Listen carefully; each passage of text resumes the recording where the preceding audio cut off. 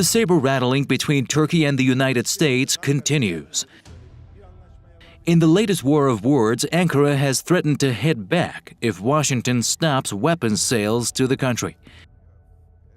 The U.S. House of Representatives is considering an arms embargo on Turkey. The Turkish foreign minister has said, if the United States imposes sanctions on us or takes such a step, Turkey will absolutely retaliate.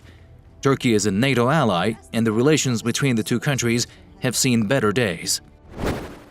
I think there are a few cleavages in the relationship between Turkey and the United States. They have, in the past, had interests that have aligned, specifically with blaming Damascus for chemical attacks and trying to provide a reason for Israel and the United States as well as NATO to intervene. But at the same time, they do have some interests that run up against each other.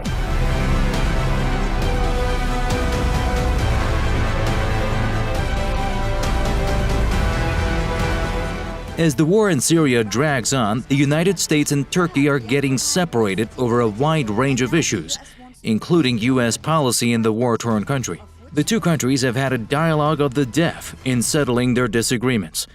To make the situation more fragile, Turkey signed an agreement with Russia in December to buy S-400 surface-to-air missile batteries as part of its plans to boost its defense capabilities.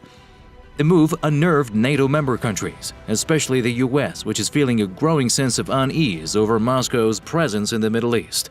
By the recent sanctions proposal, the U.S. is giving Turkey a slap on the wrist. I think that this struggle and this civil war has been pivotal to broadening those cleavages between Washington and Ankara. Because the United States is not used to, with the exception of Israel, any of its allies behaving in ways that would not be like client-state relationships.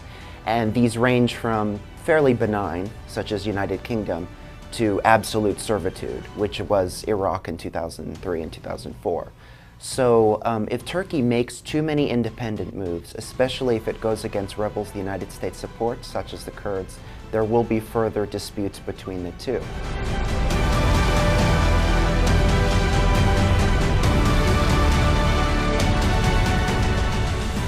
Perhaps the main bone of contention between the U.S. and Turkey is over the White House's support for Kurdish forces in northern Syria. Washington has been scrambling to balance its relationship with Turkey and its Kurdish allies in the region. Turkey has become increasingly worried about U.S. backing for the Syrian Democratic Forces SDF, a Kurdish-led coalition of fighters in Syria. The coalition has been Washington's key regional ally in the Syrian theater and has received U.S. equipment and air support. Turkey has demonstrated it is dead serious about dealing with the Kurds, whom Ankara considers as a threat to its security and national sovereignty.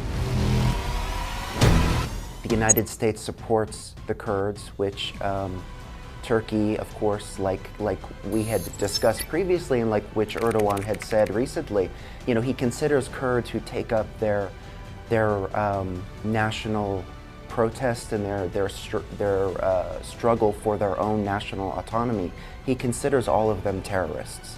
And that's probably most of the Kurds who would be willing to sacrifice their lives for statehood. So with the United States on one side and Turkey on the other, they are becoming further apart as in terms of allies, if you could necessarily call them that.